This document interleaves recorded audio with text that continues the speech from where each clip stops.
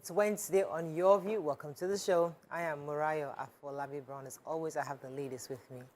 YK is the building. Good morning, good morning. You're here on a Wednesday. What's going on, YK? Yeah, I thought let me just do 2 days back to back, then I can rest. Oh, you're not coming tomorrow? We need you tomorrow. You know, we love you on Thursdays.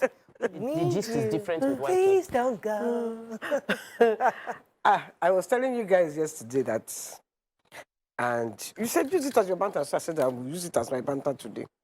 That I will not be saying Nigeria has happened to me again. I will be saying Emefiele has happened to me. Or I have been Emefiele. You have been Emefiele. He's now my Emefiele do to you, YK? verb. Emefiele is my verb. What All these policies that he's bringing that are just bashing people and scattering everything. Emefiele has happened to me, or I have been Emefiele. But there must be exemptions for it for your kind of business. Honestly, Have you ever seen anywhere where they put exemption? And people keep saying, "Oh yeah, it's for the politicians." It's for the politicians will find a way around it. They will pay the fine. They can afford to pay. They can afford to go and hot collect topic 6 now. billion And pay the 5%. and pay the 5%. What's their own? Well, right now, what's the good thing is that we're mopping up so much money outside. Monies that are out of the bank are getting into the bank, which is a good thing. So let's look at all the sides. What is it? It's our topic today. How are you doing, Nima Akashat Zibiri? Fine. I was hoping YK would toast me that Toast you. yesterday. The old school letter. I caught it the first time you said it. I laughed. I wanted to die in my house. I was hoping today that. If you're not old school, are you okay? No, You're not in that generation. no. I Are you read some funny books about such kind of things.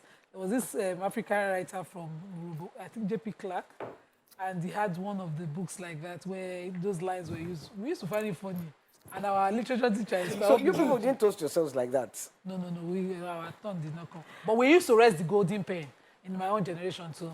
At the end of Yeah, I got when I was in pen. secondary school. In fact, interestingly, I saw the guy sometime this year. Well, the one that you farted in his car? Ogun something.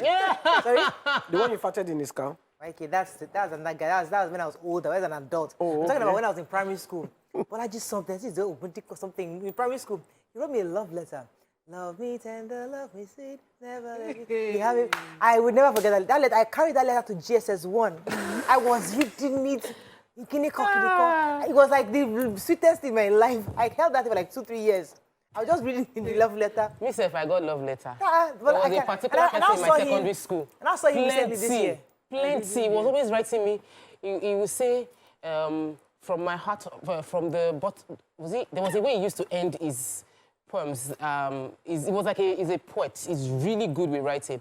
I used to just love it, and he was in my church as well. I found out now he's married with 2 kids. I'm really happy for him. I'm married with 3 children, but like, I didn't get love letter, but I saw that, but like, he recognized me when he saw me. He said, Mariah, I'm thinking, I know this face. Oh my God, I saw somebody I admired seriously in secondary school, and I was grateful. what does Maya be crush? It was not a crush. I admire brilliance, and it was in top class. Okay, I think because of the holiday season. We should have we talking You're talking your lovers, or you're your not lovers. Russians or toasters. Or, I mean, it's a breakfast show. YK. You, YK. How about you started? Let's go on a break. Oh, yeah. Politics is in the air. We'll be right back for the paper review. Stay with us. Stay tuned. Your View will be right back. Thanks for staying with us. We're going to start with the nation. Banks get marching order to sell off Disco's share. With Ayu in office, no deal with Atiku, says Wike. How to end petrol crisis by reps, Oyetola. I didn't hire 12,000 workers in Osun. Imagine. 14 persons, 22 cows die in road crash. Tinubu promises to end banditry, terrorism in Northwest. CBN, abuse Naira and go to jail. Obi promises to end stealing in government. Okay. Which story are we starting with? Should I start with Oyetola? Yes. Okay, so the media aide to the former governor of Osun State, Ismail Omikpedon, was in Kwara State at a stakeholders meeting with Osun young professionals, and he was surprised. He said they, as a government, were as surprised as everybody else when it was announced that they had recruited 12,000 workers he said it was impossible. What the government did during his last month was 2,000 workers in their teachers and skilled workers. Sorry, I'm trying to get it. The 2,000 workers, 1,500 teachers and 500 casual health workers that were recruited in Osun State. And only for the new administration in Osun to have started the trend then that it was 12,000 workers. So what exactly is even the size of Osun State civil service workers if you say that they recruited 12,000 workers, but you know, that was what was trending and they were as surprised as everybody else. And they have challenged the present administration to prove it with a list and you know, to prove the 12,000 workers allegation. So I was going to take the major headline. The Minister of Power, Abubakar Aliyu, was speaking while giving President Buhari's scorecard on electricity. He was saying that the banks holding the majority stakes in 6 of the DISCOs, that's, let me mention the states, Abuja, Kano, Kaduna, Benin, Ibadan, Port Harcourt, and DISCOs, say that they must quickly find ways to divest this 60% interest they've gotten within the next 12 months. According to him, of the 11 DISCOs, 6 weren't doing so well, so they had to hand them over to AMCON, and then they had about 60% of the ownership that's given to various parties. That's the BP, that's the Bureau of Public Enterprise. Central Bank of Nigeria also has a portion of that. So these are the agencies that are managing those 6 DISCOs right now. The ones, 3 of the DISCOs are doing very well. There's 2 of them in Lagos, Eko and Ikeja. And I think one other, I'm not sure the other, third one who is doing also well. And then the other ones have already gotten reconcession back in this year, 2022. So they're hoping that they're going to begin to improve their services. The ones in Lagos, the 2, and I think in Jos, I believe. Looking for the other one, the third one that is doing very well. But the bottom line is that the remaining 6 that are not doing so well, these 3 agencies have been asked, therefore, to find investors. They sacked the past investors and then sacked the management, and then they now handed over to these 3 agencies to manage until they're able to get new investors. Okay, any other story in the nation? I wanted to take the 14 people that died in a road accident in Kebbi State. They were coming from Kebbi State, and they were going to the truck hit a passenger, a stationary truck. It was a passenger truck, and it hit a stationary truck and killed all of them. This was in Sokoto State, and they have evacuated all of them, and they're treating the people. 40 people were injured, but 14 people killed.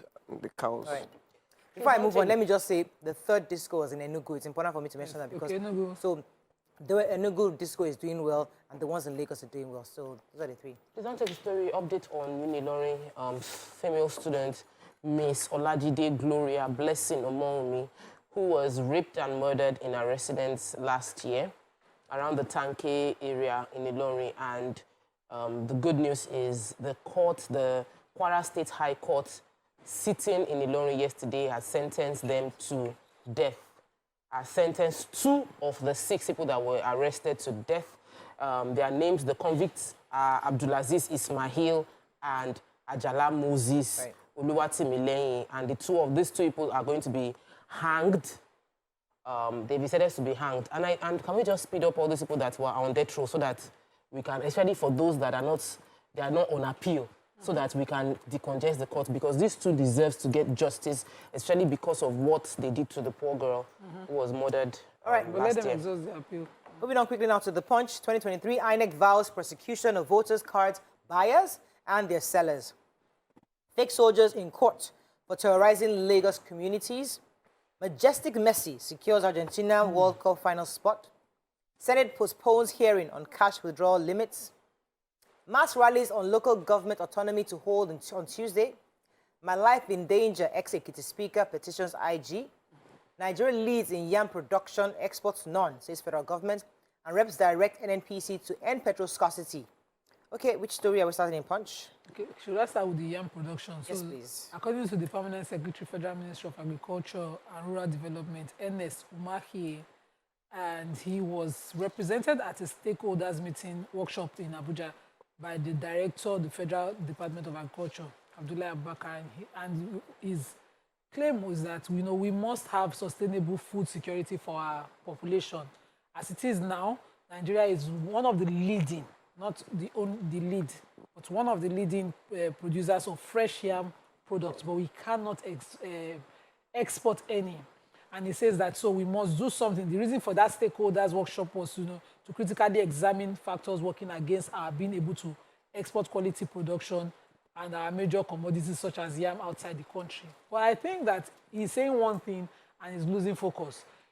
If we can at least feed our people with affordable yam, it is a win on its own. It is in continuous production like that when we are able to settle at home that we can take care of outside. Where we are consistently producing is just about enough for for local consumption, and bothering about export should not be our focus right now. When we have excess, we too will just delve into export. I think we should let us focus on being sustainable first. He actually said Nigeria was the leading producer, but Ghana is the one that exports the most. And they expect yam is our staple. We do 94%. Ghana does 10% or something of production. But people cannot remember when the last we tried when that was left in pot for a long time. Tried to export yam. Yes. All the yam got spoiled on the high sea. That was a one-off now. And then, but he didn't try again after that. And not only did the yam get spoiled, but then we could not find yam to buy in Nigeria. Because it's our staple here. The other times they tried, probably didn't make the papers. Even now we under this present minister, we don't export. Yam is expensive. You won't believe it is something that is mostly planted here, produced here.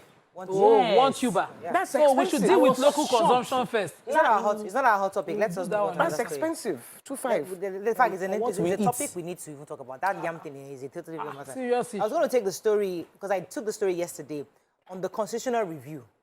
So there's a group, the national president of the Nigerian Union of Local Government Employees, Hakim Ambali, said that they are planning to meet with the president, Muhammadu Buhari, to discuss the possibility of a protest. They're planning to hold a rally concerning this local government autonomy that is yet to be passed by the state. If you recall, I said yesterday that they needed 2/3 from the state assemblies to approve the constitutional review. It was in March, I think it was 29th of March this year, that the National Assembly had transmitted 44 constitutional alteration bills to the states.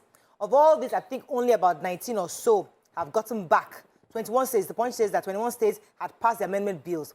They're waiting for the other states to also pass. A few states, Lagos, Ekiti, Benue State, and a few others are yet, in fact, they totally rejected the bills. Others are still yet to get back to the federal government. And this group is saying that they're going to have to rally and see what they can do to force these states to pass. Some of these amendments include state policing, local government autonomy, reviewing on education, a few other things that was mentioned. So it's an important conversation to have. I know this politics now, most people are not really governing the amount, there is more political system, but this is a huge part of our democracy, if indeed we're going to have a functional democracy.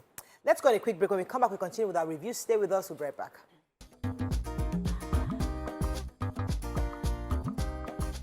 Stay tuned. Your View will be right back.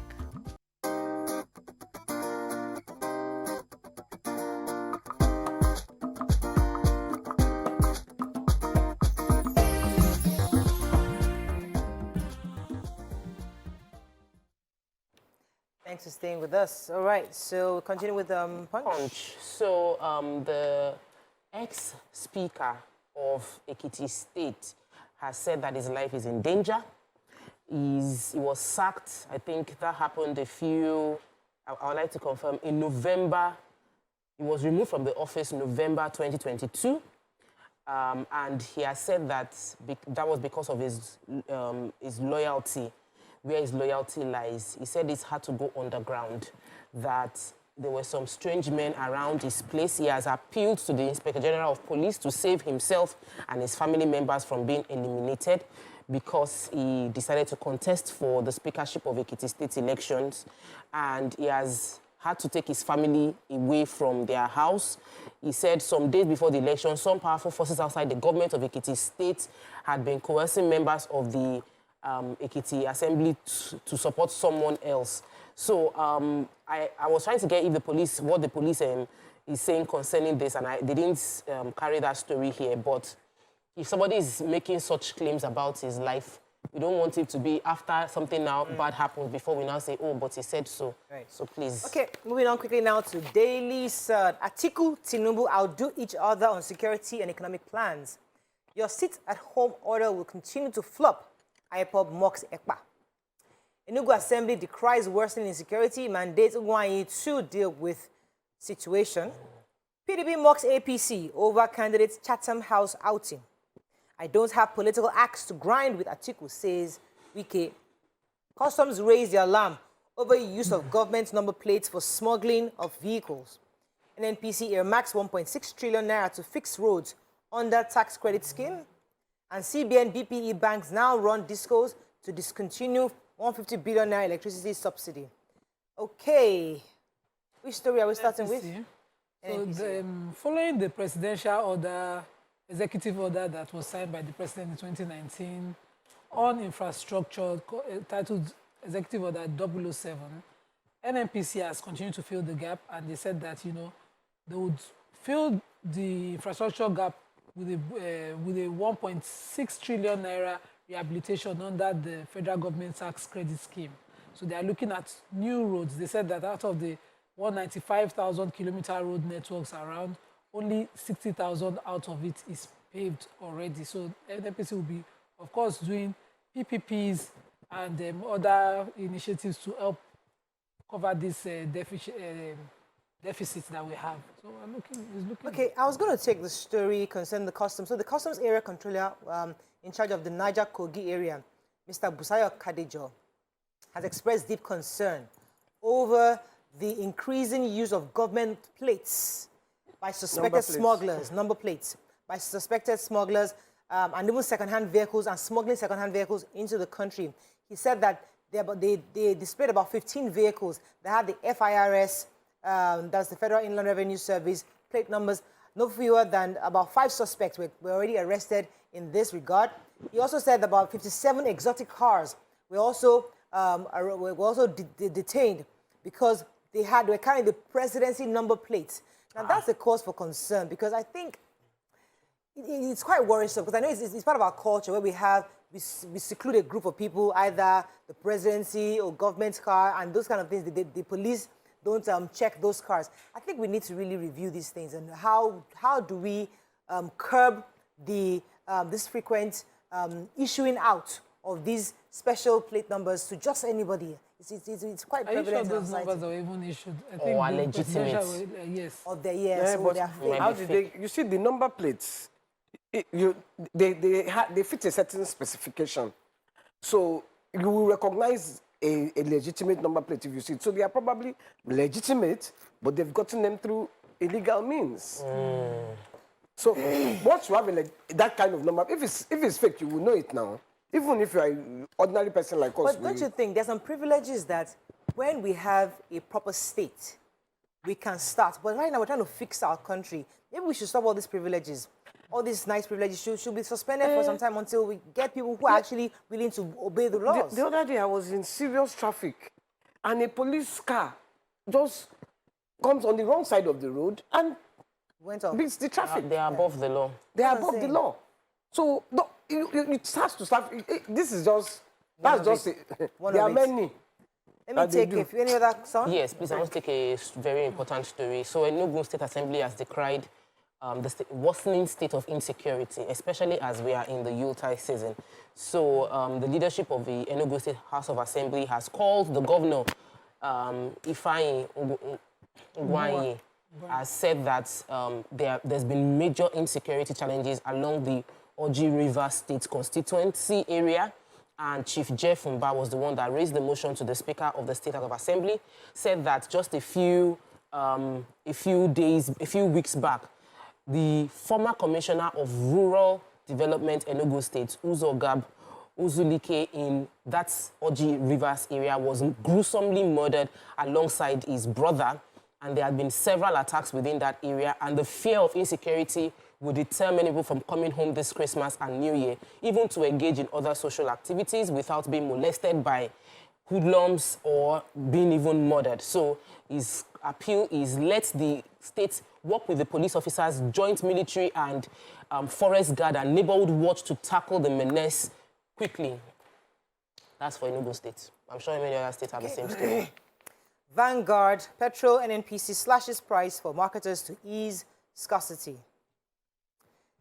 IPOB distance itself blames federal government concerning the attacks on the INEC offices. Hitchis, low turnout mark collection of PVCs. Tinubu vows to eliminate kidnappers and killers. Other than IU must go, no personal issues with Wike. NIPOST, cartel colluded to embezzle stamp duty funds, says presidency. NDDC, Senate begins screening of Onoche and 14 others. Okay, who has an NPC, please? Because this doesn't sound realistic at all. Well, NNPC, in trying to clear what is on ground now, I've been having series of meetings with Ipman, Dapman, and all of the mans manning our petroleum industry. And they said they're adopting a new measure to guarantee adequate supply across the country by fixing, and they're still staying on their 148 per litre.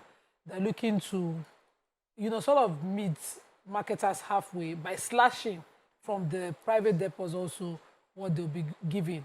But in this report, marketers are lamenting that they buy at 200 naira per litre from private depots. So it's impossible for them to meet DSS 48 hours directive of slash. It's not going to happen. That at that 200 naira per litre, they can't even sell at 170. So, they will get to their filling station and have to do that. But NNPC insists that, the House of Reps have called them to mediate on the matter, and they're looking at further slashing. The only fear that I have on NNPC's further slash is that we don't want to be paying subsidy inside subsidy. How do you plan to slash? If the cost of landing is a particular cost, and you're already paying subsidy on that landing, what exactly do you want to further do to marketers to assist them to get products? Let's not be paying for that subsidy. If it is that, let's open the market. Okay. Anyway, Mariah's favorite governor. After Governor Sanwo-Olu, please. Always say it. Governor Wike, baby. He's number two. He's number two.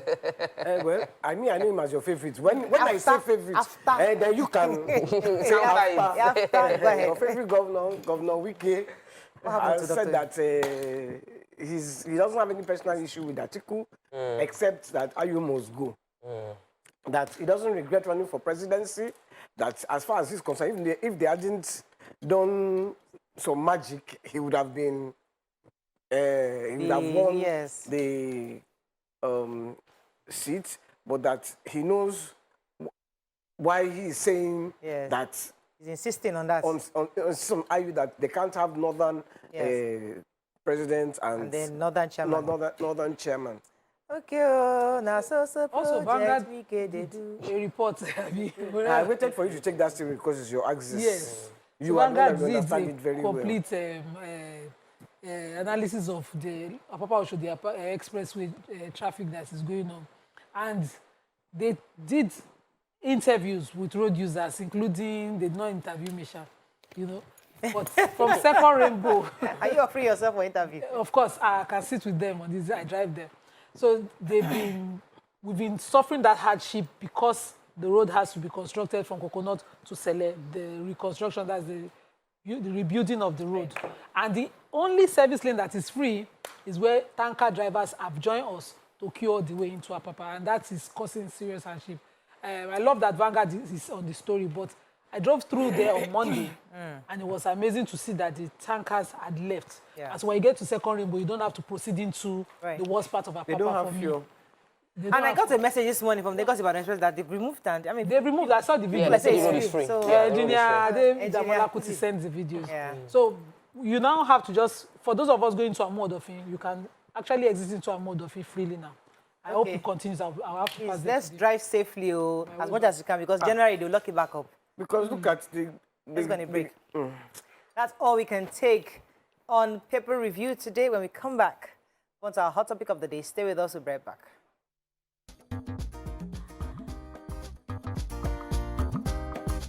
Stay tuned.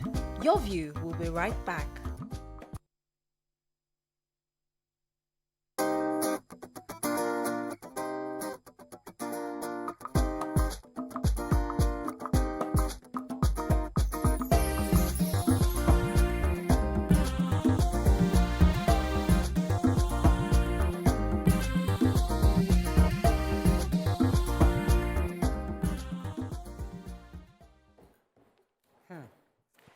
Thanks for staying with us. So it's the Yuletide season, and we cannot but notice the increase in food prices across board. Earlier during the show, I think they were talking about the cost of yam. Many of us are buying a tuber of yam, 2,500, at least for my own area. I can only imagine what people in certain areas are paying for one tuber of yam. The prices of bread, my kids eat bread a lot, has totally increased. Eggs, one crate is even a whole nother ballgame. 2,200 naira is what I bought last time. So, I bought cheap. how is it in your own neighborhood? Maybe our leaders don't buy, they don't go shopping, so they have no idea that food prices have increased. Maybe they have a butler who is going to buy everything for them, so they have no idea. So sometimes it's good for us to mention this on our show, so they understand the impact of their policies, the impact of the lack of policies or even infrastructure. You know, those things that they do or refuse to do, how it affects us as a people. Please join the conversation. You can call us on 081-270-53687, 09139076948. You can also tweet to us at TVC Connect. Please hashtag your view TVC so we can read your tweet. I would like to hear the prices of food in the east, in the north, in the north central, in the west, in the south, all across the country. Call the numbers on your screen. Let us hear from you. Understand what you're experiencing, how it's been in the last few weeks. Let me start with you, Tokwe. What has the experience been like? So, I'll put it this way. I think that there's nobody that is immune to the costs, the inflation now. Like, nobody needs definition of what inflation means anymore. Nobody needs definition of high food prices anymore, because we are feeling it every day. Now, I don't even do grocery shopping personally. I have someone who shops for me. And if not for God, I'll feel like I was being scammed because I do fruits every day. Yeah. When I buy fruits of 20,000 naira, it will last me almost the entire month. Right now, 25,000 naira fruits is just 2 weeks. And I'm buying from the fruit depot. I'm buying it from Mile 12 and K2 Fruit Market. So I'm wondering how people will be able to... My children love oranges. Or work on 2 days, that's finished. So, like, I'm now telling my children that just drink 2 alone. Auntie. I'm reducing the ration of children that need fruits, not to drink fruits too much because of the cost of the fruits. And okay, I used to buy a bag of apples. I know, I tell you, apple. I don't buy it. I've not bought it in the Which apple? Nigerian apple. The apple, no, the regular apples now, regular apples. I bought a bag, and then within 2 days, because they keep going back, I had to call the guys. Each one is about 200 naira. No more. You take, when I tell my help, and I have to ask her to cut it into pieces for them, because we can't be having one. You can't eat a whole apple again. I'm sorry. You have to share. That's what it is now. You can't even buy fruits. So here is the sad part for me is the truth is, in the past 2 years, I have worked so hard. My income has increased, but my quality of life hasn't increased as it should, even though I'm earning more. Now, how much more those that their salary has not increased in any way? How are they coping? For many organizations, the past 2 years, there's been no change. Actually, in most organizations, there's been no change in salary for 2 years. So how are they coping? If I didn't have other sources of income, we will be left begging. So sometimes it's a case of our leaders need to understand, and I really don't want to shout, so that sometimes when we shout, our leaders will feel like, oh, we're making noise at them and we are being rude. I'm trying to keep my voice down so that they will get the meat of the message. The basic salary of people cannot afford them to eat good meals anymore based on the cost of living. Let me come to you, Nima. What has been your experience so far in this cost of... So, I hate to share this one. So yesterday I was bagging rice for a client who had ordered 25 kg bags. And one woman just came into my shop. She was carrying a big child. and she was almost on her knees. What does she do? She was obviously begging, and I said, I don't have money to give you, so what do? Which business do you run? How does somebody assist somebody like you? Because begging is not a good way of living, it's not a good form of employment. And she said, I sell fufu and I save. But I couldn't save enough for my house rent. And at the point of being kicked out, at the risk of being kicked out, I had to add whatever was left of the fufu money. Ask me how much is a basket, because I know how fufu is made. I said, so how do you buy cassava now? So for one pack that she has to make of fufu, it's just 6,000. 6,000 is why that woman was walking around and begging. I hate to share, but that's the reality of majority of people. I sell food, so I see how Nigerians sort of queue and wait. I know people are already asking me, Madam, how we go to December now? What I have in my shop is investment. I cannot be dashing it out. But people are waiting and hoping she will dash it out so we can come and take it. And that's the reality around everywhere. Right. Some people don't even want to be in that place. They're struggling. Right. They will owe you for months on end, but they want to. So we cannot continue to sit at policy tables and let our people lose their dignity to life. This thing that forces somebody to come out and ask their neighbor, can I get from you? It's the most painful thing ever anybody can be in. Yeah. And when you issue out monetary policies, you issue out, bans, you issue out everything you're doing. Can you kindly look at how it trickles down? So that you don't force a head of the house to start gumming walls. You see, Nima, that's an important point you make, because sometimes we make policies and forget that these are human beings we're making policies over. And even though it might be painful for citizens to go through it, if you're a leader, a proper leader would come out and say, listen, I understand this is what you're going through. Explain what you're saying now. If I have a leader telling me, okay, I know yam was 1,000 naira. Right now it has to be 2,500, and these are the reasons. Kindly understand that for this period, this will happen. But when we put this in place, in the next few months, it will go back to give us a plan, so that when Nigerians see that, they can begin to understand. But when they don't hear anything from anybody, they see it's almost as though we're in a different place. Nothing in Nigeria has ever gone up and come down. So it has not happened in this my lifetime like this. As I'm 62 almost. Really. I have not seen, even when it goes down, it's doing that reverse to come back and give you catapult. Because by the time it now goes back up again, your head will reel. So let them tell us, we will find a way to increase your earning power. They can't be telling us we are going to reduce you and nothing will happen to you. No, don't do that. That's what they're doing. I got this. I wanted to read, because since Nima was reading this about her friend, this Your View fan. Let me read her message to you. She says, please, I'm hungry. She's hungry. Please come to my aid. Sales have been dull. I am not feeling like I used to. Please rescue me at this moment. This is the average Nigerian, how they are feeling. How are we going to, how are our leaders to help to increase our help? Yeah. So, I mean, this is such a, sometimes when we talk about 6,000.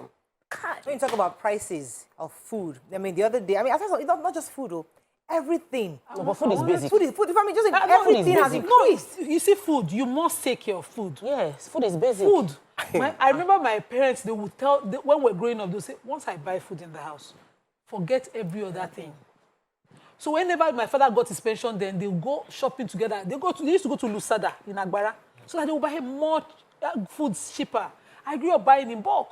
So they take care of food is basic, and you must think of that. Every policy that they are making in this country. In fact, they should not think of how it will later trickle down. They must make it trickle all the way up. They must start from the most basic, from the lowest of society. So this humanitarian aid that they are giving out, lowest, poorest communities, and I'm not criticizing. I'm saying, how did you think it will trickle up? Rice. And it must go up. Rice has consistently gone up. As a commodity in this country, consistently.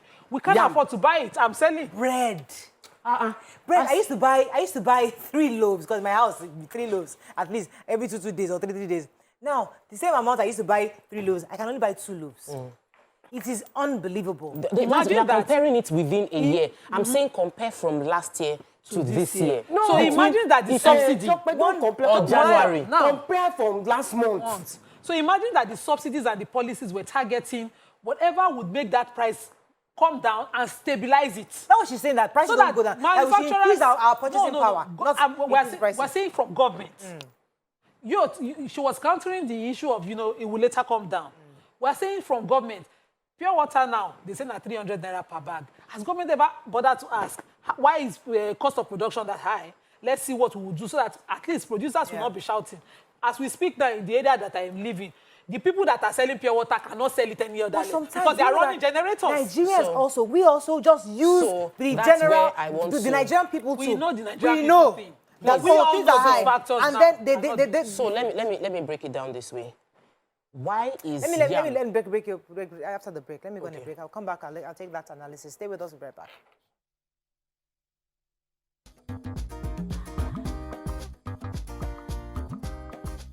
Stay tuned.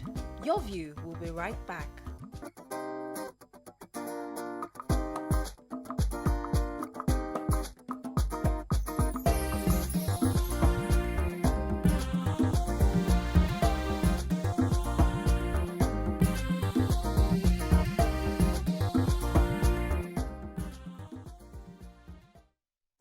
Thanks for staying with us. We're still discussing the cost of items, food items, commodities across the country. You can call us on the numbers on your screen. We'd really like to hear from you.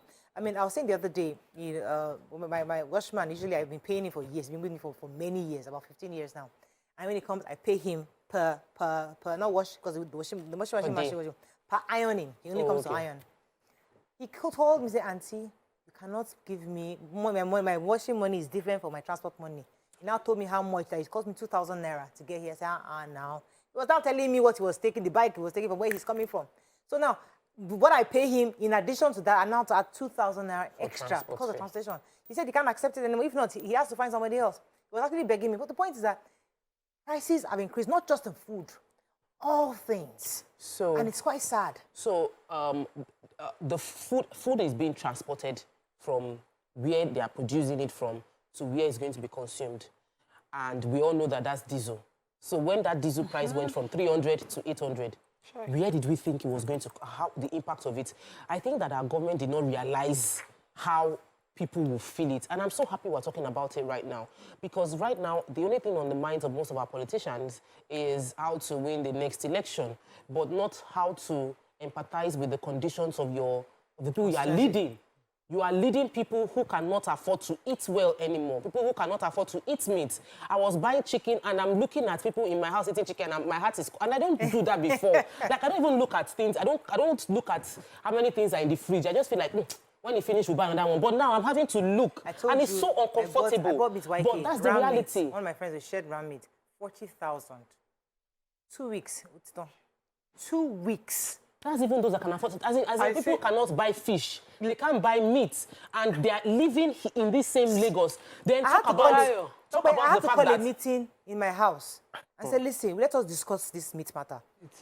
We only pick the days. So the plan is, on Wednesday, we cook meat. Sunday is chicken. Every other day, you throw in all this, your panla fish and everything. We're not going to be cooking. The last panla we did panla was 24,000 per carton. I bought 27,000. Thank you. Yes, it's not expensive. That's not the cost of smoking it. As in, it will humble you. The cost of food will just...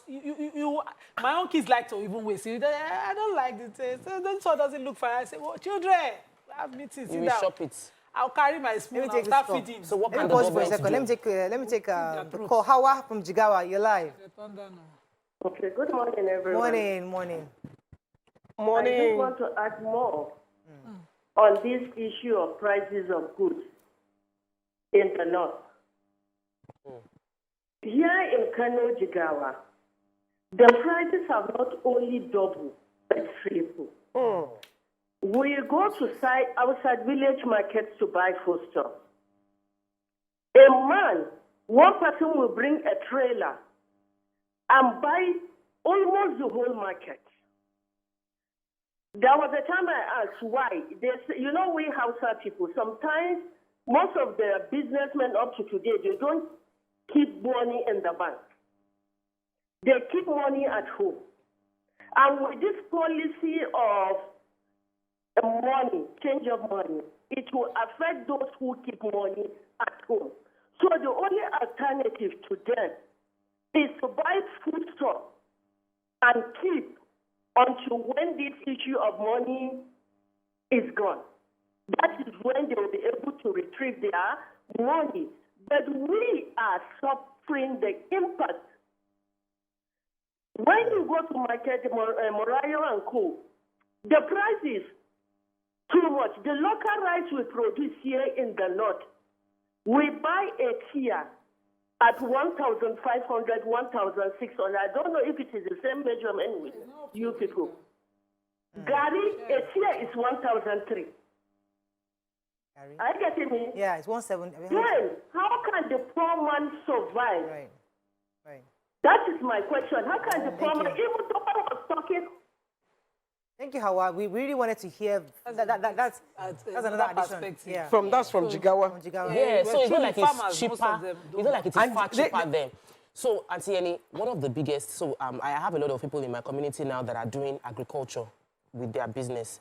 And what they complain about is clearing your land has increased in price.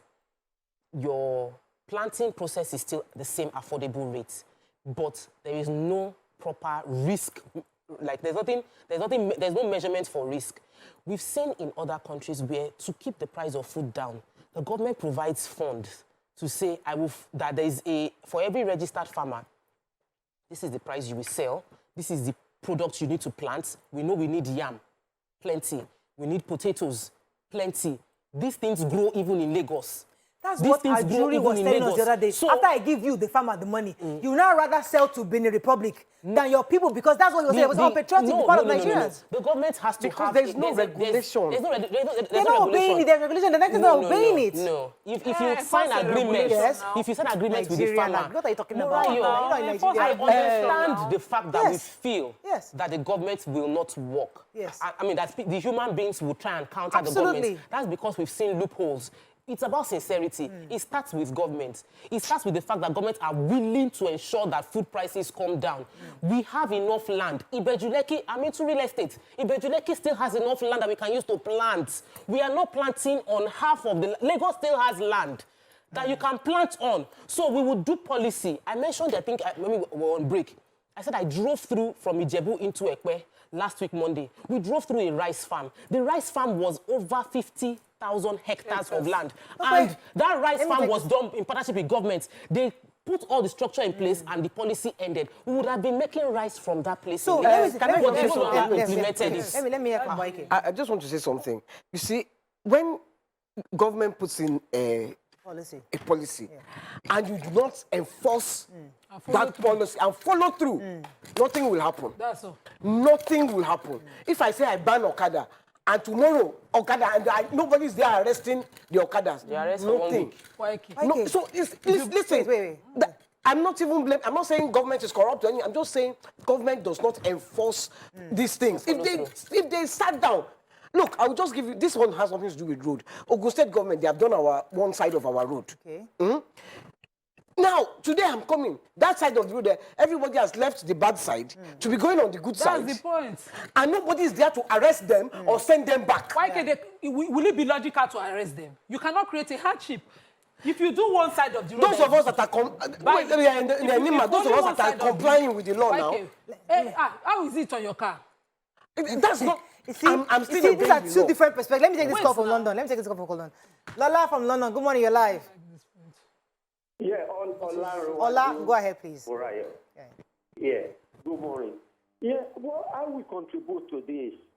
You know, in Nigeria, the Nigerian government, they need to do a law.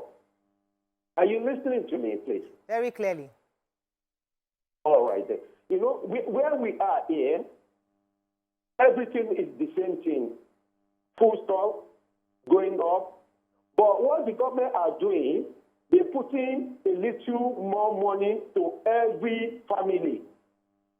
Like the gas, the electricity, they are very expensive as well. You know what government do? They put 66 pounds every month from 3 months ago till April next year. If you are not working, there's a benefit for you. Why Nigerian government pays 30,000 for a minimum wages? Thank you, Ola. So for those who are getting benefits from government, obviously government is taking taxes somewhere. Here, how many of us are paying taxes? That's a different conversation. That's you. We're talking about 200 million. Of the 200 million, they'll give you the data of how many Nigerians are actually paying tax. That's one thing. This is the enforcement we are talking about now. It's part of the enforcement. I agree with you. We're all saying the same thing. For example, I'll come to you, Nima. I'll let you talk. Something as basic as you want to get new passports. How many of you go to the website? Nigerians. Don't you call, I know one my uncle, I want my brother, I want auntie somewhere. Like the controller general, I will call you to help you to give you access. It's all Nigerians. Is it true? The police, you will go to website 6 months, you're on the queue. See, that's the problem. You will call somebody. So at least they will move it to 3 months for you. So that's the problem. So the policy was saying, for example, rice farmers come and collect money. They won't want to go through that. They rather sell to Benin Republic because the same thing. If you how much would they pay me back my money? So if we don't, I'm not defending government. I'm just saying that we must always see that there are two sides of every coin. See, coin have only two sides. But this issue that YK, you see enforcement. Enforcement must not only be done, it must also be justiciable. Yes. Justifiable. Justifiable. If you put a 2-lane road, and then you fix one side of the road, and the other one is bad, and you compel people to conform with traffic by passing that road, it will not. How would they fix the other side if they don't let people move to the other side? No, don't magic now. You cordon off the side you're walking on. Yes. The one that has not been fixed. And you open up the one that you have done. And that's what they do. Even when the Okada was banned, did you hear anybody ban Okada on Badagry Expressway? We're a construction site. We're constantly in traffic. They say, okay, Okada cannot come to the express. Okadas have been, in fact, I use Okada personally. Oh, 1,000 naira from my house to Agboju to go to farmer's market. Here, up and down, running up and down. How can I sit in that traffic? On the wrong side of the road. So what we are saying is that there are two sides. Number one, governments have policies, but they are not enforcing the policies. The people too do sometimes circumvent. They are not practically enforcing the policies. It's not enforceable. Practically. Is that when you ban Okadas, there's a road that cars can pass. Excuse me. You know, I'm not a fan. Every time I say this thing, I must add that I'm not a fan. I'm not a fan of our president. But I will tell you, when he was president in 1984, he said, queuing, he had this slogan, war against indiscipline. And you must queue. Come and see. Soldiers on the road, making you queue. They not born you. They not born your papa, not to queue. You listen. Population then is different from now. Which soldier wants to go? Which soldier wants to tell you to queue and you listen to the soldier? Is it not Nigeria? What are you talking about? Let me give you another example. Let me give you an outside Nigeria. The police in Benin Republic and Togo and all those places, they don't carry gun. They don't carry gun, they only carry whistle. Let police stop you. And you don't stop. Well, they're not born you. Not to stop. You go see all the cars. They don't hear you. Don't park. You must park. And the police don't carry gun. Here, police will carry gun, carry machete, carry... Listen. And the same citizens will not listen to them. No. It is respecting yourself and leadership by example. Exactly. You cannot be hypocritical.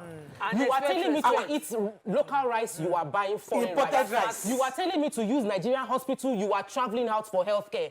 As long as you are hypocritical, if you tell me to stay in traffic, you better enter that traffic. Exactly. If you want me to suffer that traffic, you enter exactly. As long as our government is not willing to bear the pain that we are feeling, Nigerians will always find ways to circumvent the laws they put in place. Now you're taking me somewhere. Wait. No, until land there, don't spoil it. It's leadership. You put a policy in place. And you expect us to follow it, but you circumvent it. So that is the problem. The military that's holding gun, that wants to stop traffic, use the same military gun to blow a one-way from Ojo Barracks to my two. The one enter first start. I will try behind the military man to join. I didn't just tell you about the you all inside go slow, then the police car that was not going anywhere. Just came on the other. Thank you, market women. Thank you very much. Remember when Fashola was governor? Wait, I must say this one. When Fashola was governor, Fashola said no sirens. And he led And what by did he do? example. He did not use any siren. He entered the go slow. So everybody just obeyed him. They don't want the policeman to start siren. Perhaps will stop and arrest him by himself. Military, cut military now. Okay, can we wrap up now? No, we can't wrap up. We are still annoyed. We are wrapping. No, Okay, go back to I that thing have to wrap up. properly. I have to wrap up. No, Unfortunately, let's talk we have to discuss another topic. I have to wrap up on this. What are we discussing again? When this thing is spending us inside our blood. That is all I can say. But you Our made your blood point. is boiling. You have made your point, Papa, which is a valid point, that because leadership. we need leaders to lead by example. Hypocritical Because leaders. yes, the policies are there, but Nigerians will circumvent. No, if they you, the lead in leader, circumventing. are also sorry. The leaders lead in circumventing. Oh, they That's lead in why they say, circumventing. teacher, don't teach on me that nonsense. note- On that note, we got to wrap up on this. Thank you very much, ladies. Whew. Okay, thank God you're not coming tomorrow. We'll go on a break and come back because of our next topic. Stay with us. We'll be right back.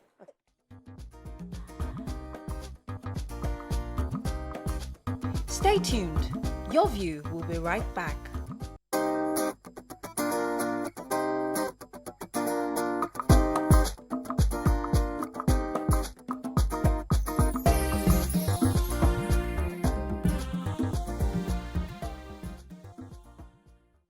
Thanks for staying with us. So somebody was giving me a message for YK. It says that in Benin Republic and other French countries, the burden of proof is on the offender. Once you are arrested, you are guilty. So you have to prove yourself. In Nigeria, you are innocent to proving guilty, like other English-speaking countries. So that's why you run away. You don't get arrested, because once you get arrested, you're already guilty, according to the Benin Republic. But we have to move on. Thanks for Why staying are with you us giving now. me message? I'm You giving you don't a want me to message. answer You you. can't answer because a message from a different person.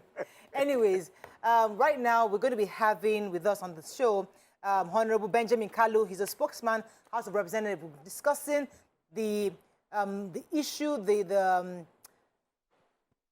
fact that the reps had sent a message to the NNPCL that they must stop and give them a 7-day ultimatum to stop these fuel scarcity we are having in the country. So we are going to speak to one of the members of the reps to see where that came from. Good morning, sir. Are you there? Yes, I'm here. Good to have you on the show.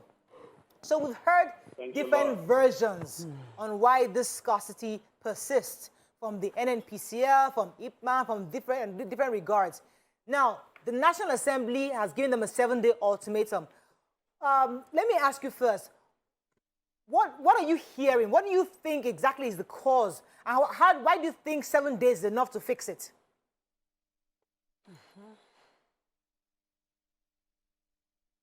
Hello, sir?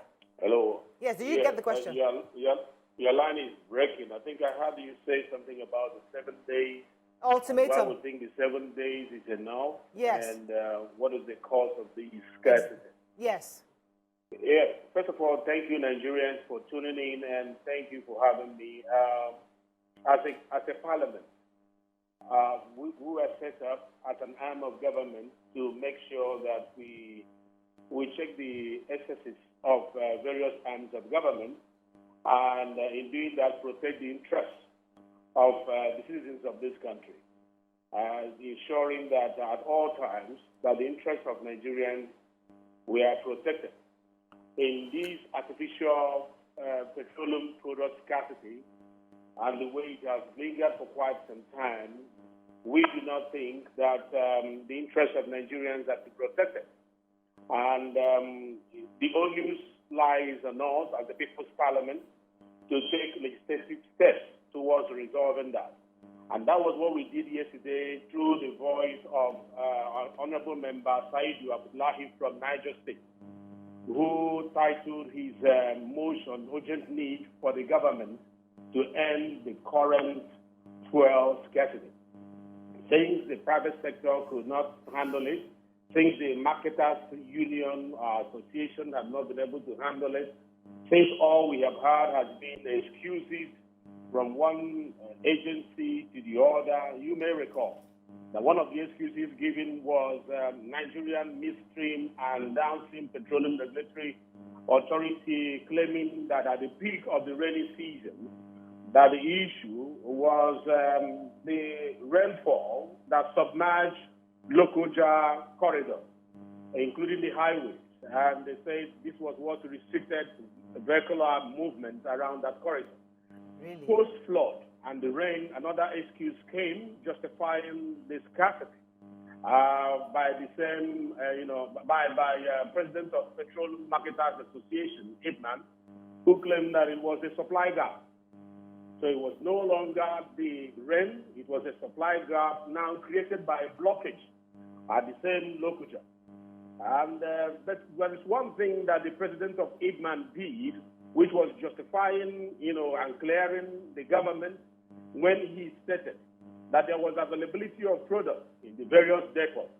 So which means government played their part to make sure that we had available products in all the depots. So what then is the issue about the lingering scarcity? According to him, he said, break in supply of products. So the first one is flood, the second one is supply gap, the third one is break in supply. So whether you call it break in supply, whether you call it supply gap, whether you blame it on flood, the issue remains that Nigerians are suffering from the... But Honorable, I need to ask a follow-up to that, because what we are hearing, that the real factor is the costs. And that's what's causing the distribution delay we are getting, because the federal government is insisting on the 165 or 168 to the liter, and they're saying that they can't afford at that price. It has to be at least 200 and something, I think 260 or 230. They have to sell. They have to pay. That's what that's the issue we're having. That's the news we have here. So the factors you just called out, in fact, it's foreign to me. I'm hearing that for the first time.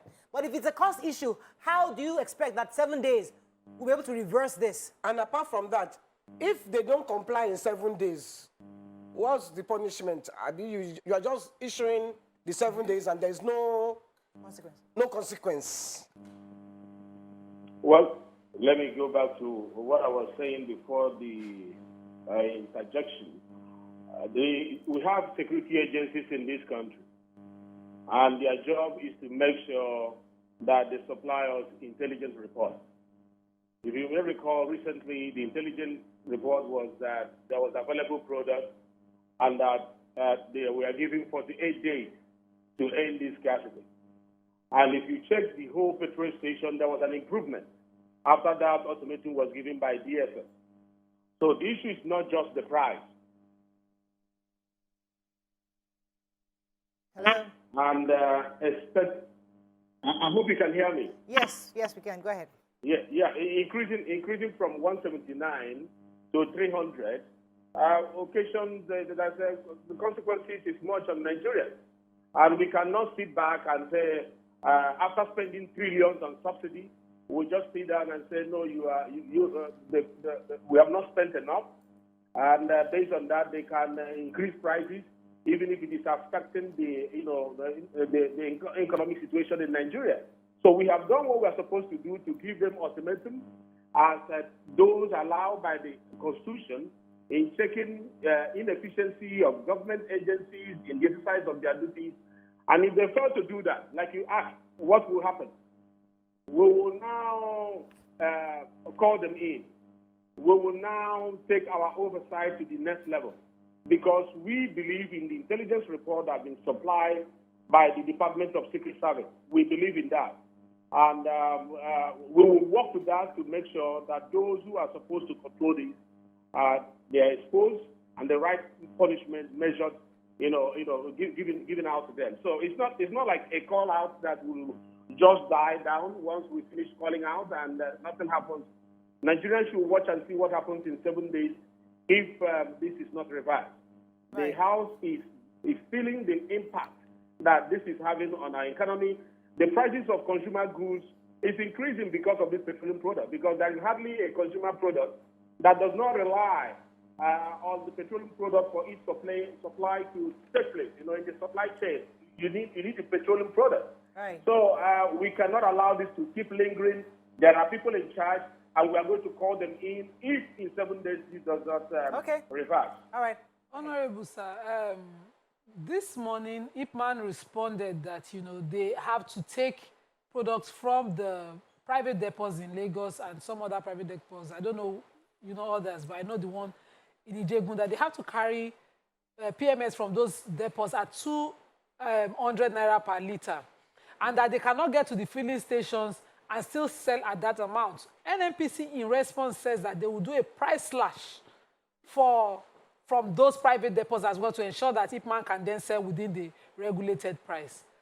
Are you not foreseeing a subsidy inside subsidy? If the private depots are landing at that amount and giving products to Ipman subscribers at that amount, it means that there's a cost that they've already covered with that increase. If you slash it, who is going to further pay the subsidy on that amount to get it to the 148 that's supposed to leave depot at? As you noticed, the issue of subsidy was presented before the House, and in the wisdom of the Finance Ministry, they made a projection only for 6 months, half of this budget calendar. And it is very sensitive. Any increase on the burden, it means that the subsidy will not even last up to the 6 months. So anybody expecting the government to subsidize further on what we have subsidized that runs into trillions, it's living in fool's paradise. The truth is that that is not going to happen. We believe that the government has done what it's supposed to do in view of our economic reality, and to go on subsidizing on top of the subsidy that we have at the moment, I don't think it's something that the House will be able to go ahead with if it's presented. But having said that, when we call them in 7 days, these are some of the issues they will present to us.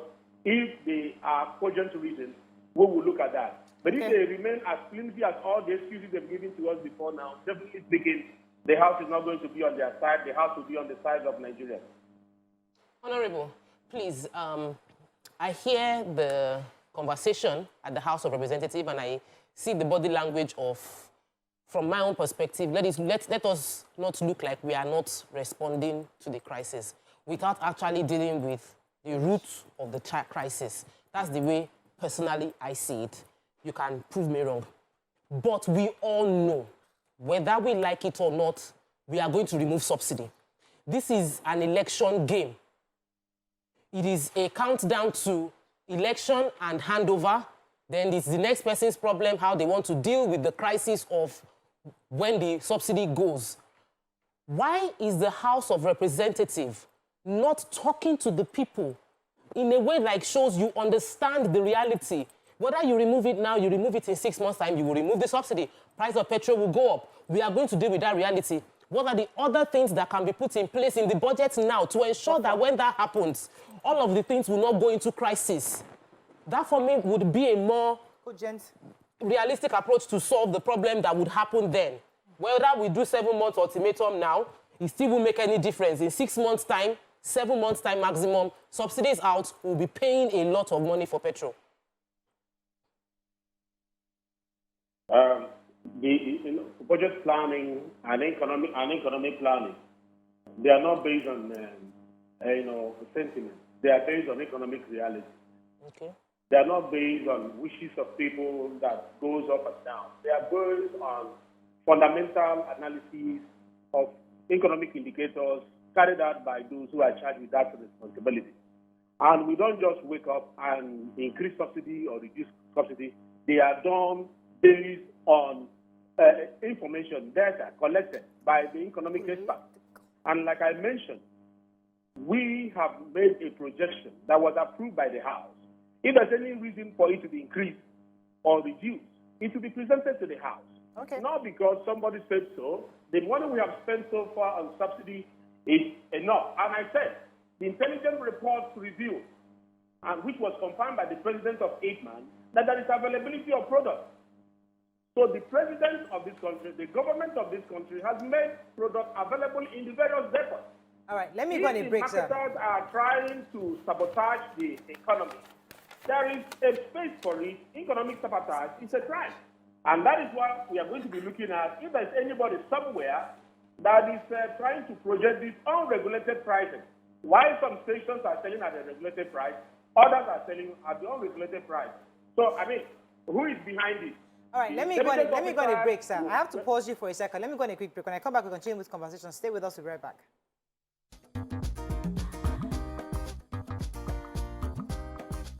Stay tuned. Your View will be right back.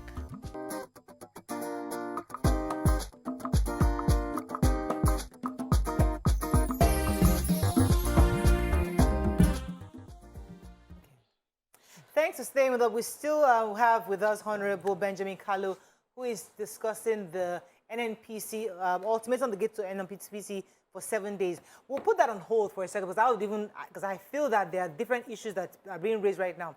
But the other issue I'd like to ask you, Honorable, before you leave, is about this recent CBN 100,000 naira limit per week for individuals and I think 500,000 for companies. What's the National Assembly's take on that? Because I hear that you're still discussing it and there's not been a real directive from the National Assembly. What's your position on this for now? Yeah, thank you. Thank you very much. It must be made clear that the legislative arm and the executive arm, we are pursuing one national objective, which is nation building, which we believe is a joint task.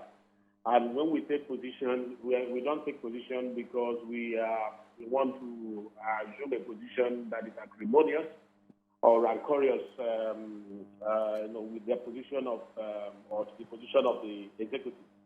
We are looking at the provisions of our laws, especially section, I think it's section 8, subsection 4, and subsection 5 of the CBN Act 2007. Which has some provisions that periodically the CBN governor ought to interact with the National Assembly to brief the National Assembly on issues bordering on, effort is making, the activities and the plans of the board, especially with concern with regards to monetary policy. And this is one of them, and we summoned the Committee on Banking and Currency and we asked whether or not these particular provisions of the instant law have been complied with. And they answered in affirmative that it has not been complied with. They said no, it has not been complied with, and we asked why. Because we are seeing policies upon policies coming out, policies upon policies being churned out by the CBN, and the Parliament is actually, not aware of the reasons behind some of those policies. Many have argued that they are independent, they can do what they want to do, and there should not be any interference. But there is a law establishing CBN under the CBN Act 2007. We notice it has not been complied with. So we are inviting him. Today is actually supposed to be the day he's supposed to sit with us and explain to us the reasons behind these policies. But many have argued as well that the issue of withdrawal limits infringes on the provisions of, I think it's Section 2 of the Money Laundering Act of 2022, which said 5 million for individuals, 10 million for corporate organizations. So which means if you are going to bring out a policy that infringes on the extant law, you have to amend that law first. Right. So that is one of the things we need to sit down and discuss with him. Right. Many have also argued that the right to property as allowed by Section 44 of the Constitution of the Federal Republic of Nigeria has been also infringed by this policy, as argued by our own very own Falana and so many erudite scholars. Right. So these are some of the things we sit down with them to know what informed this. Is it in line with the law, instant laws, and how do we go about it? All right. We'll wait for that conversation you're going to be having with the CBN governor, and hopefully Nigerians can know exactly what the way forward is concerning this policy, because many people are really concerned about the effects of the policy on the Nigerian economy. Let's go on a quick break. When we come back, it's Wednesday. We're bringing a woman we love. Stay with us. We'll be right back.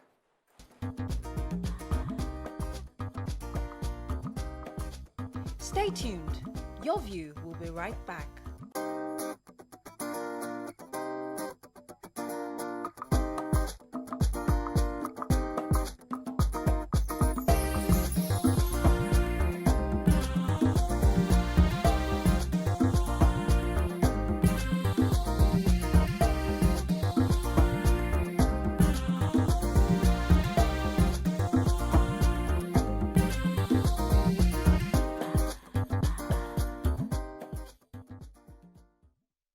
Thanks for staying with us. So with us on the show right now is Jumoke Adeyemi. She's a global conference speaker and author, a seasoned minister, and an executive vice president of the Global Harvest International Churches.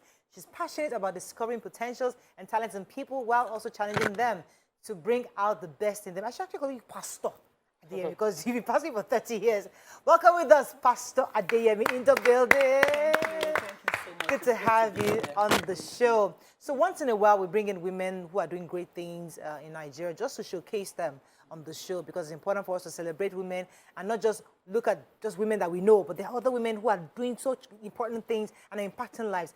Tell us a bit about yourself, your background, how you got into the ministry, and the kind of NGOs you're doing and what you're trying to hope to achieve. Well, okay, so, you know my name, Jumoke Ademi is my name. I've been in ministry for 30 years, over 30 years, and I'm a mother, I'm a grandmother. Oh, wow, you don't look like a grandma. And I'm married to Reverend Victor Ademi.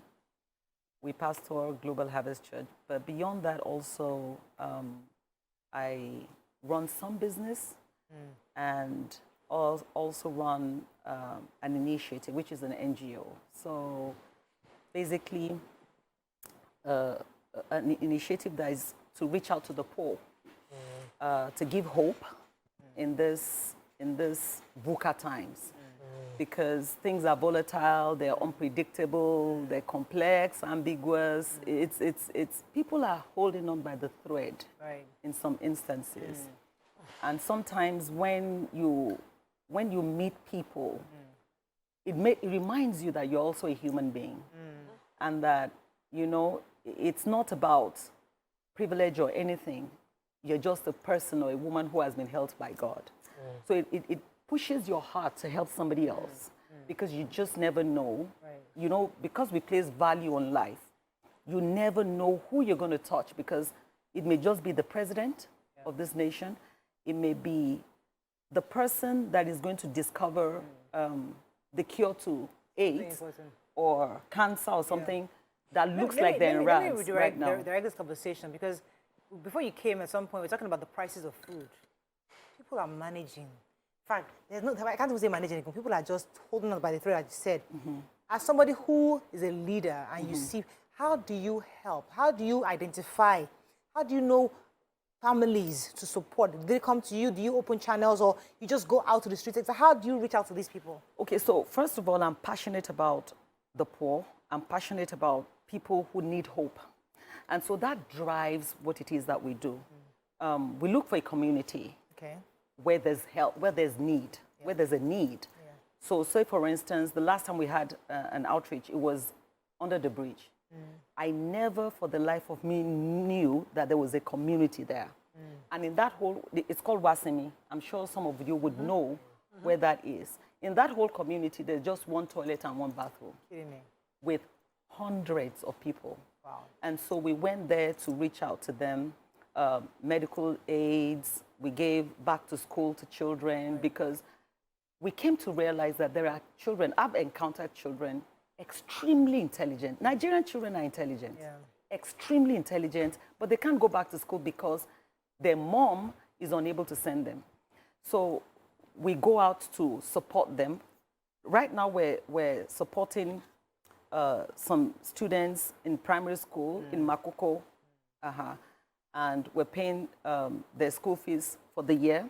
So it's full sponsorship for the children. There are 10 of them. Now, the 10 that we sponsored last year, 2 of them have graduated into secondary school, and we're not going to leave them alone. So we've taken those as well. And then... Let me get a few more people to answer your questions. Okay. So whenever we talk to pastors' wives, the conversation tends to be around philanthropy, you know, and I feel that there's a whole lot more that we don't talk about. Right. And there's a whole lot of body of knowledge that people don't hear about. They only hear about the spiritual and the giving and the empowerment, but you do business, you know, and I want you to give us insight to your business, the business part of what you do. What were the challenges being a pastor's wife and trying to run a business, and people now thinking she shouldn't be doing it, or should she be doing it? Give us that story, because I'm sure somebody is a pastor's wife and is trying to find our feet as well. So when I started the business, it was a boutique. I'm passionate about decent dressing. I like class. I like simplicity. I like you looking good. And I like people being spiritual but also looking good. Yeah. So that drove my passion to it. However, we wanted to start it also to support our own family. And so it was something that was needful at the time. Yeah. And in this kind of instance, you must understand that, like in the scriptures, there's something about the virtuous woman in Proverbs 31.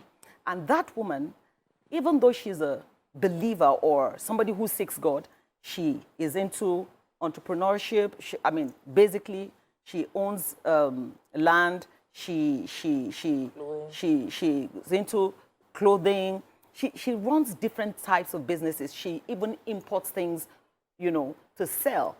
Yet she keeps a good home. And so I want to say to women, like you were talking about your dream the other time, your dream versus your family life. The truth of the matter is, every person, regardless of whether you're a woman or a man, everybody has a dream.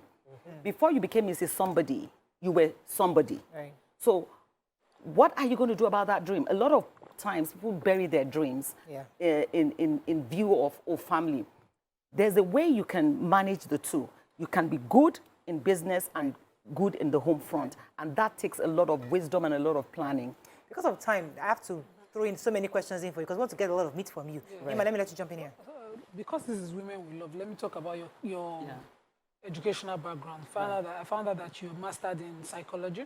Personal psychology. Personal psychology, and you're a pastor. Right. So how do you marry this? Do you still practice as a psychologist, or does it just enhance your work as a pastor? Exactly, it enhances my work as a pastor, and it was very, very useful in administration because for about 20 years I handled administration in the church, and you need to understand how to work with people, whether they're staff or they're members.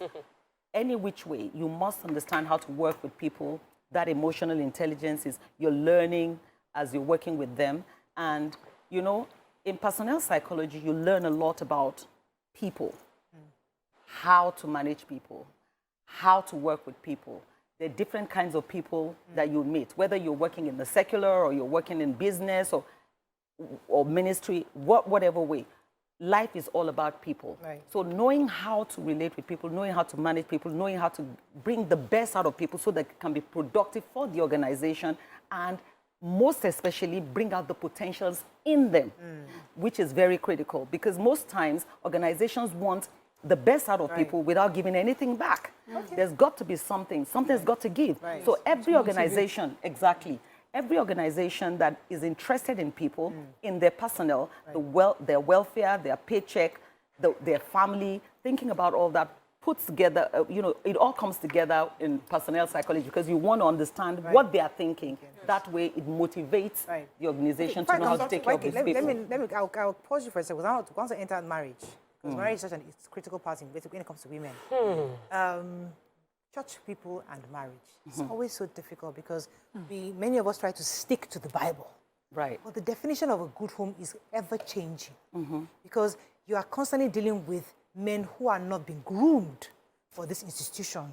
And we women are there, we're so perfect wives, but we also have things to do. So as a pastor's wife, and I'll let YK jump in here to add our own question, how are the church women, many of them are not happy. I won't say many of them, just say some of them, so I'm not saying I'm generalizing. Many church wives or Christian wives are not happy. And it's because they're not fulfilled, not just as regards business, marriage. That marriage is not fulfilling for them. But they're just managing because they are good women.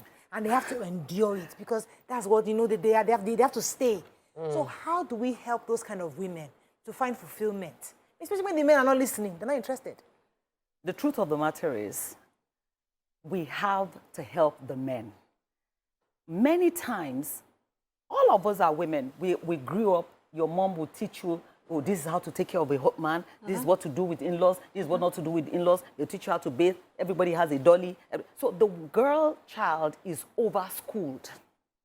But nobody is talking to the men. It's not as if nobody, but most men don't have the tutelage, the kind of tutelage at par that women do have.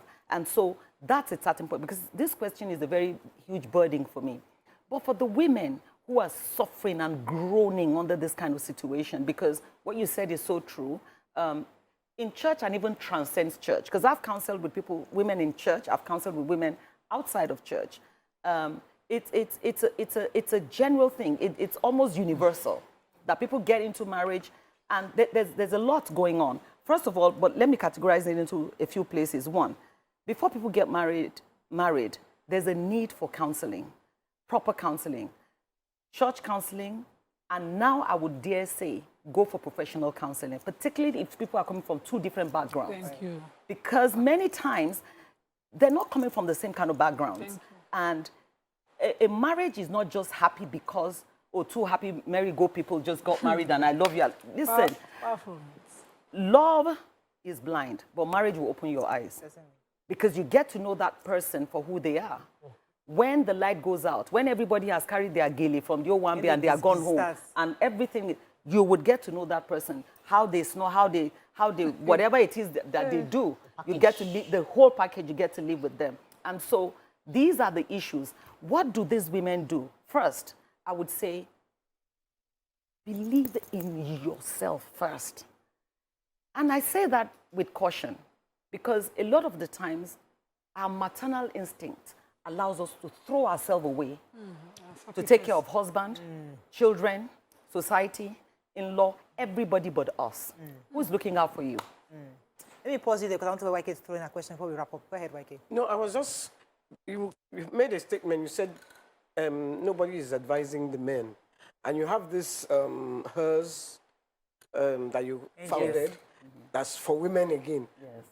Do you think you should start something for men to start to take care of the men? Because there's obviously a vacuum where the men are concerned. Yes, I actually started something. You always start from where you are, with what you have. So what we did was to start a meeting for men in church. I mean, I ran a meeting with the men in our church for 1 month. Did they show up? They did. Oh, every Sunday. Because the truth of the matter is, let me say this, men too want a good home. But they don't know how. But they don't know how. So we also have to understand that a lot of men are innocently, honestly, yes. Goofy. They're not wicked. That's how my daddy did it. They're not bad men. They are not bad at heart. My father made his own mistake. But looking back, now I can tell where he erred. I can appreciate his struggles. But as a child, I didn't understand. So many of these men are innocently. But they are proud about it. They won't tell you. Go and learn. There are plenty of coaches out there. They don't want to learn. Yes. No, but she said innocent. You see, They don't know better. So if you're innocent, you don't know better. that you're Yes. doing the right You, thing. you see, a person can be arrogant and not even know they are. So when a man marries a woman and feels like she's a property and stuff like this, and he treats her any kind of way, he got mentorship from his dad. Not that the daddy sat him down or To be his teaching uncle him, to yes. say, this is how you do it. The examples. Let know. He sees how she treats. He treated he his sees mom. the example. He sees the environment. We all learn from your environment, Yes. from the people around you, from your experience in life, from the environment in life. All of us are a microcosm of different aspects of life that has shaped us into who we are. And so that man has been shaped from somewhere. Somebody probably went on duty, asleep on duty. So these are all the challenges. And so we started that meeting. Men came every Sunday. We were there. Some Sundays, we were there for 3 hours. Wow. Because they were curious as well. They would ask questions. Some of them you are got good men in confused. your So church yes. then, hopefully. That they've been trained. No, but They're married men, Abi. They're married men, okay. But the single no, ones we are- allowed singles in Oh, good. so they can start learning. So there's some trained men in the global church. Global Yes. something. Global Harvest Church. So some good trained men there, so you can go there for a husband. Is there That's all we can take. do, But thank we you so do. much, madam, for joining. It was a pleasure having you to learn because you're right. We need lots of coaching and grooming for our men. Many of them are not prepared for this industry called marriage. That's all we can take on tomorrow's show. See you tomorrow on today's show. See you tomorrow. Bye for now.